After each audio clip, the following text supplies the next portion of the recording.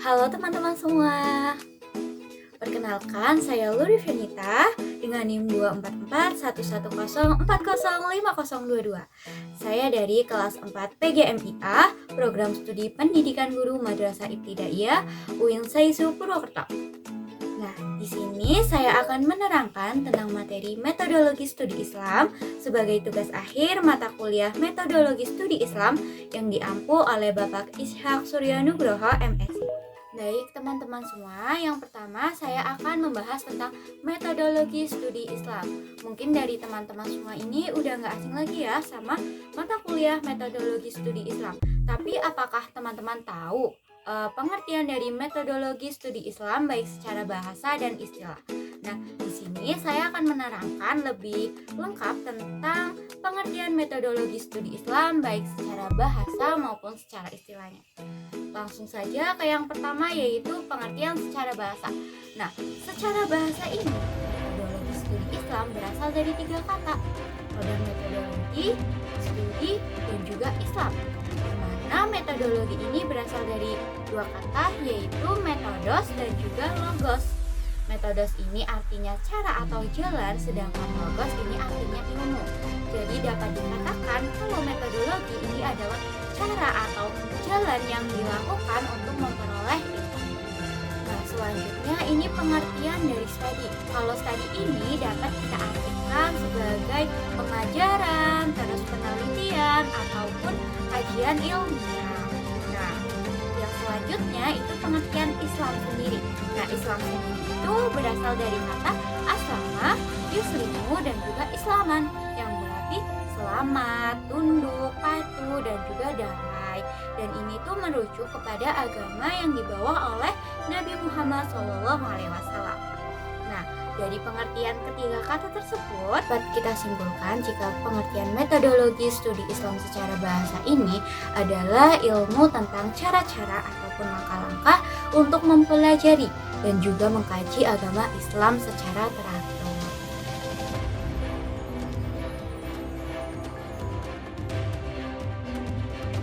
Tadi kan kita sudah membahas ya tentang pengertian metodologi Islam secara bahasa.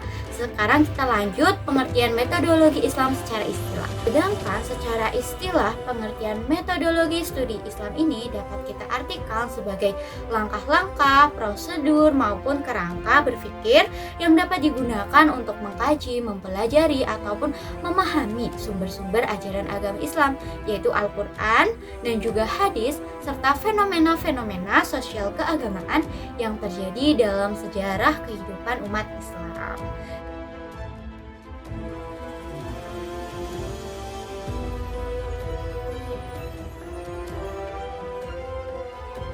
Nah, itu tadi pengertian metodologi studi Islam baik secara bahasa maupun secara istilah. Nah, selanjutnya kita akan membahas tentang 5 fondasi Islam, yaitu yang biasa kita kenal dengan rukun Islam. Tetapi sebelum itu saya mau menayangkan sebuah video terlebih dahulu, yaitu tentang 5 rukun Islam. Kita simak dulu ya.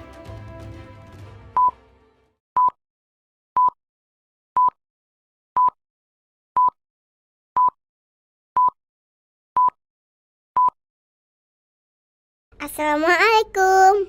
Yuk jadi bagian dari kebaikan dengan mendukung Nusa Official Store. Jangan lupa di follow ya teman.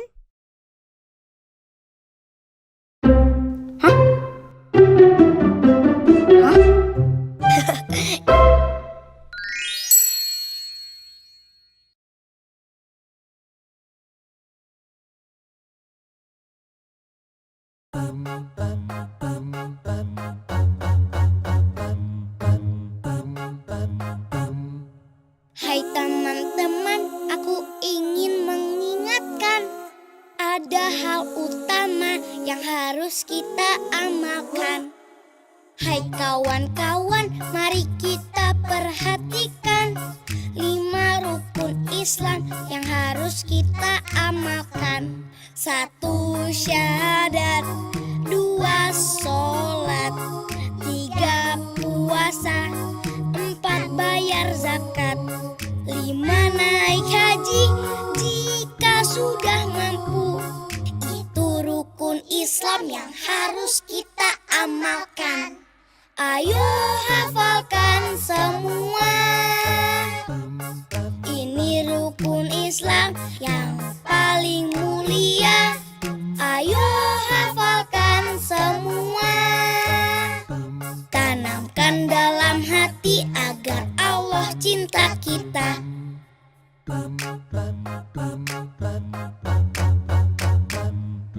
Hai teman-teman, aku ingin mengingatkan ada hal utama yang harus kita amalkan.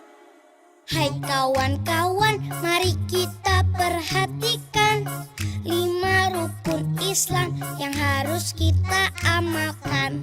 1 syahadat, 2 sholat, 3 puasa, 4 bayar zakat, 5 naik haji jika sudah mampu. Itu rukun Islam yang harus kita amalkan. Ayo hafalkan semua. Ini rukun Islam yang paling mulia. Ayo hafalkan semua. Tanamkan dalam hati agar Allah cinta kita.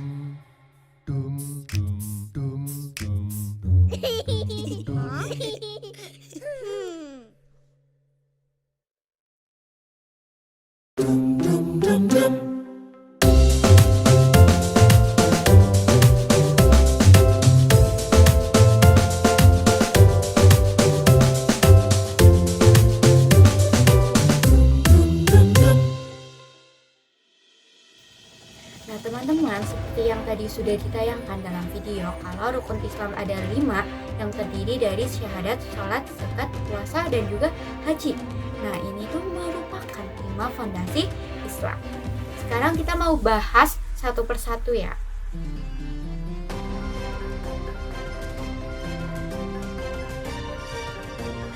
Baik, kita bahas yang pertama itu tentang syahadat dulu. Nah, teman-teman, syahadat ini adalah bentuk kesaksian bahwa tidak ada Tuhan selain Allah dan Nabi Muhammad SAW itu adalah utusan Allah. Selanjutnya, kebahasan yang kedua yaitu ada sholat. Nah, sholat ini adalah ritual harian ya yang selalu kita laksanakan setiap hari, terutama sholat wajib yaitu sholat 5 waktu. Nah, sholat ini itu merupakan bentuk komunikasi langsung antara kita dengan Sang Pencipta yaitu Allah Subhanahu wa Ta'ala. Nah, lanjut yang ketiga itu ada zakat. Zakat ini adalah mengeluarkan sebagian harta yang kita punya bagi yang mampu untuk disucikan dan juga diberikan kepada pihak yang berhak. Nah, selanjutnya itu ada puasa. Kalau puasa ini adalah kegiatan menahan diri dari makan, minum, nafsu, dan hal-hal yang membatalkan puasa dari terbit fajar hingga terbenamnya matahari. Nah, dan yang terakhir ini ada haji. Ini adalah berkunjung ke Baitullah untuk melakukan ibadah kepada Allah Subhanahu wa Ta'ala bagi yang mampu, baik secara fisik, finansial, dan lain sebagainya. Nah, intinya kalau misalkan nih ada orang yang udah mampu baik secara finansialnya, terus secara fisiknya, itu wajib ya untuk menunaikan ibadah haji. Tapi tidak diwajibkan bagi yang tidak mampu baik secara fisik maupun secara finansialnya. Gitu. Lalu teman-teman, di sini tuh ada pertanyaannya. Pertanyaannya itu, apakah seseorang itu masih dikatakan muslim jika salah satu dari fondasi Islam itu tidak dipenuhi atau tidak terpenuhi? Jawabannya itu kita lihat dari beberapa faktor dulu ya. Yang pertama itu misalnya dari faktor ketidakmampuan. Kayak misalnya tidak mampu untuk zakat ataupun tidak mampu untuk melaksanakan haji. Nah, di sini Islam itu memberi syarat secara tegas ya, kalau misalkan zakat dan haji itu hanya dilaksanakan bagi orang-orang yang mampu. Jadi tidak diwajibkan kepada orang-orang yang tidak mampu. Sebagai contoh begini, misalkan ada seseorang dia itu miskin, untuk memenuhi kebutuhan sehari-hari aja itu belum tentu tercukupi gitu, dan dia itu tidak bisa membayar atau mengeluarkan zakat di waktu yang ditentukan, maka dia itu tidak diwajibkan untuk membayar zakat. Selanjutnya itu misalnya kasusnya itu kasus haji ya. Nah, seorang muslim itu ingin melaksanakan haji karena haji ini merupakan masuk ke dalam rukun Islam, tetapi baik secara finansialnya, fisiknya dia itu tidak mampu, maka dia itu tidak diwajibkan untuk menunaikan ibadah haji. Lalu apakah dia tetap dikatakan sebagai seorang muslim? Jawabannya tetap. Seseorang itu tetap dikatakan sebagai seorang muslim dan ia merupakan muslim yang yang sah dan sempurna, tidak berdosa meskipun tidak bisa menunaikan ibadah haji dan juga zakat. Dan keislamannya itu juga tidak batal. Artinya seseorang itu tetap muslim meskipun tidak bisa melaksanakan salah satu dari kelima rukun Islam tersebut. Begitu. Bahkan selain zakat dan juga haji, puasa juga bisa diganti loh, bisa diganti di hari lain. Misalnya kasusnya di puasa wajib ini ya, kayak puasa Ramadan itu kan wajib dilaksanakan, tetapi kalau seseorang itu tidak mampu, maka seseorang itu dapat menggantinya di lain hari ataupun dapat diganti dengan membayar fidyah. Misalnya orang yang sakit parah ataupun udah tua renta yang tidak memungkinkan untuk melakukan puasa, maka tidak diwajibkan untuk berpuasa, tetapi dapat diganti dengan membayar fidyah. Begitu teman-teman. Nah, selanjutnya juga kita bisa lihat dari faktor lain, misalnya faktor mengingkari kewajiban. Nah, kalau misalnya kasusnya itu mengingkari kewajiban ya, kayak misalnya dia itu tahu sholat itu kewajiban, dia itu bisa melaksanakannya, tapi dia itu tidak mau melaksanakannya, maka seseorang itu dapat dikatakan bahwa keislamannya itu batal.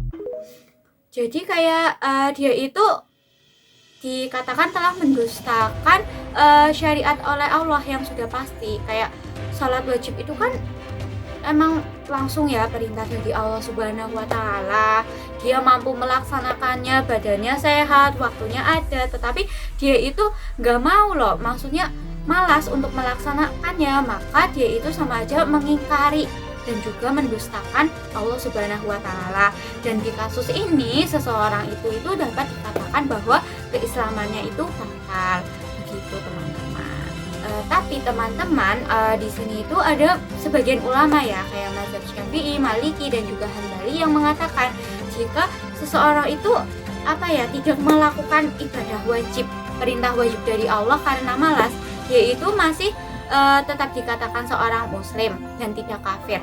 Tetapi statusnya menjadi muslim, seorang muslim itu fasik loh. Jadi dia itu merupakan seseorang yang melakukan dosa yang sangat besar dan orang itu wajib bertaubat.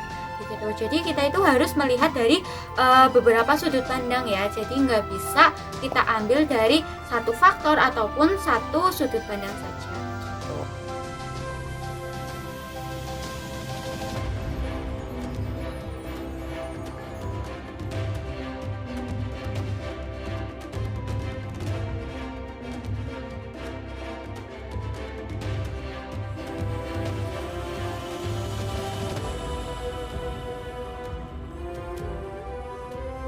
Oke teman-teman, dari kedua materi yang sudah dibahas bisa dimengerti ya. Dan sekarang kita lanjut ke materi yang ketiga, yaitu alasan mengapa manusia itu harus percaya adanya Tuhan.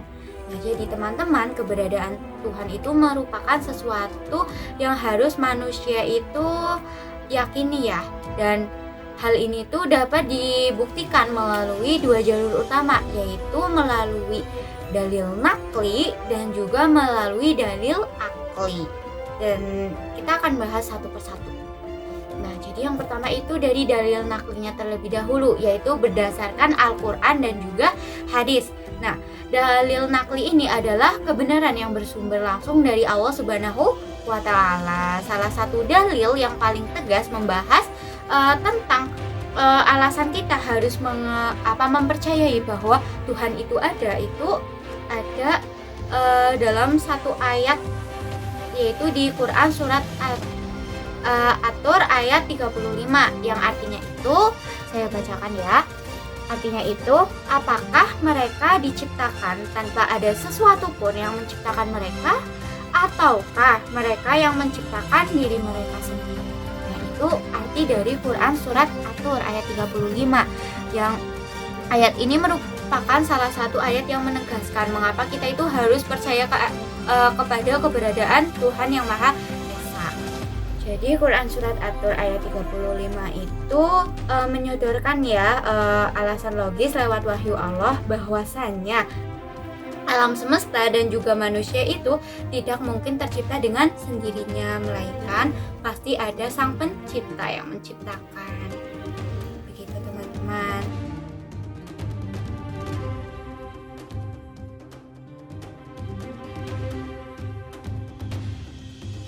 Baik, tadi kan sudah membahas dari sisi dalil naklinya.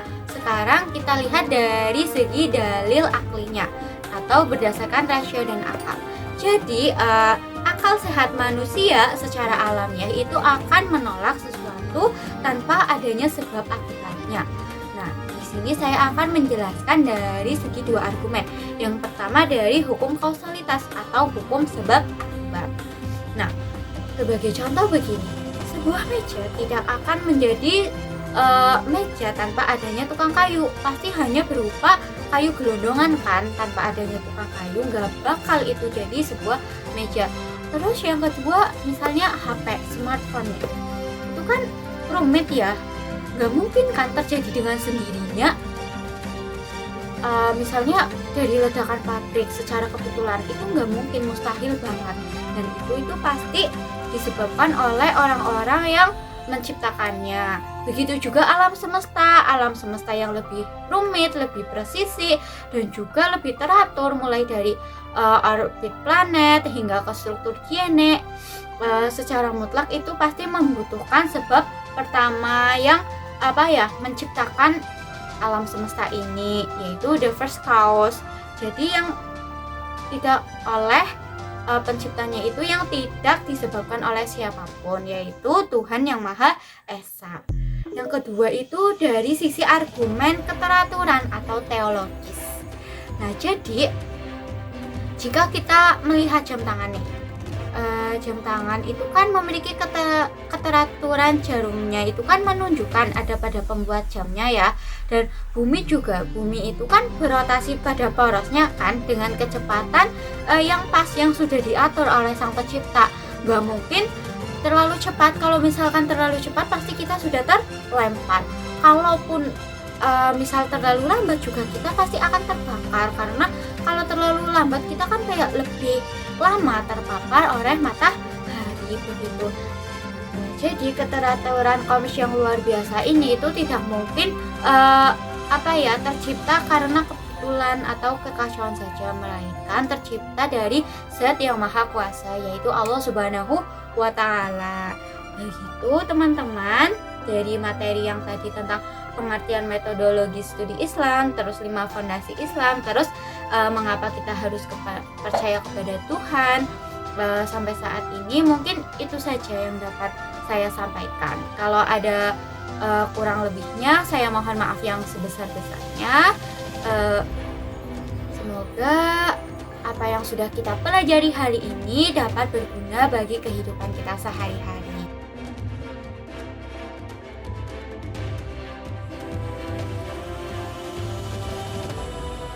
Baik, sekian dari saya. Sampai jumpa kembali teman-teman. Wassalamualaikum warahmatullahi wabarakatuh. I just had to let you know you're